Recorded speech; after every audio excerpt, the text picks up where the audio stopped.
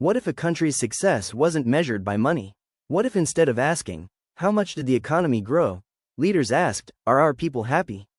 It may sound impossible, but one country has been doing exactly that for decades. Welcome to Bhutan, the tiny Himalayan kingdom that became famous for measuring happiness instead of wealth. Nestled between India and China lies the beautiful kingdom of Bhutan. Surrounded by towering mountains, ancient monasteries, and breathtaking valleys, Bhutan remained isolated from much of the world for centuries. Television wasn't introduced until 1999. The internet arrived the same year. While many countries raced toward modernization, Bhutan chose a different path. The country that measures happiness. Most nations use gross domestic product, or GDP, to measure success. GDP tracks how much money a country produces. But Bhutan asked a different question. What if wealth alone doesn't make people happy? Instead, Bhutan developed a concept called gross national happiness, often referred to as GNH. The idea is simple. A country's success should be measured by the well-being of its people, not just the size of its economy. What is gross national happiness? Bhutan's happiness model focuses on four main pillars: checkmark sustainable development, checkmark environmental protection, checkmark cultural preservation, checkmark good governance. Government policies are often evaluated based on how they affect the happiness and quality of life of citizens. Imagine politicians debating whether a policy will make people happier rather than simply richer. That's exactly what Bhutan tries to do. One reason Bhutan receives so much global attention is its commitment to protecting the environment. The country is covered by vast forests and has some of the strictest environmental protections in the world. Bhutan is famous for being carbon negative.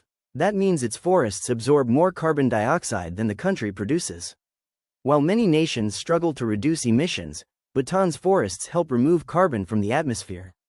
The Tiger's Nest Monastery. No visit to Bhutan would be complete without seeing one of the world's most spectacular landmarks. Paro Taktsang, often called Tiger's Nest Monastery, clings dramatically to the side of a cliff nearly 3,000 feet above the valley floor. Legend says a Buddhist master arrived here on the back of a flying tiger. Today, it is one of the most photographed places in Asia. Bhutan's unique way of life. Bhutan has worked hard to preserve its culture. Traditional dress is commonly worn. Ancient festivals are celebrated throughout the year. Many buildings follow traditional architectural styles. Even tourism is carefully managed to avoid mass tourism and protect the country's heritage. Bhutan's leaders believe that preserving culture contributes to national happiness. Does it really work? No country is perfect, and Bhutan faces challenges just like every other nation.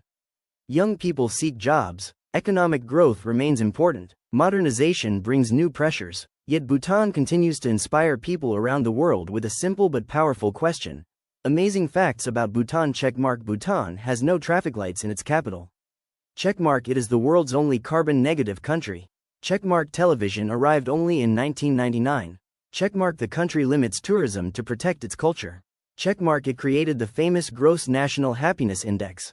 Bhutan may be small, but its ideas have captured the world's attention. In a world often obsessed with money, Bhutan reminds us that success can be measured in different ways.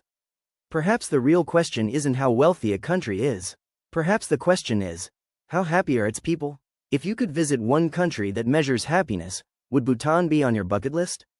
Let me know in the comments, and don't forget to subscribe for more fascinating stories from around the world.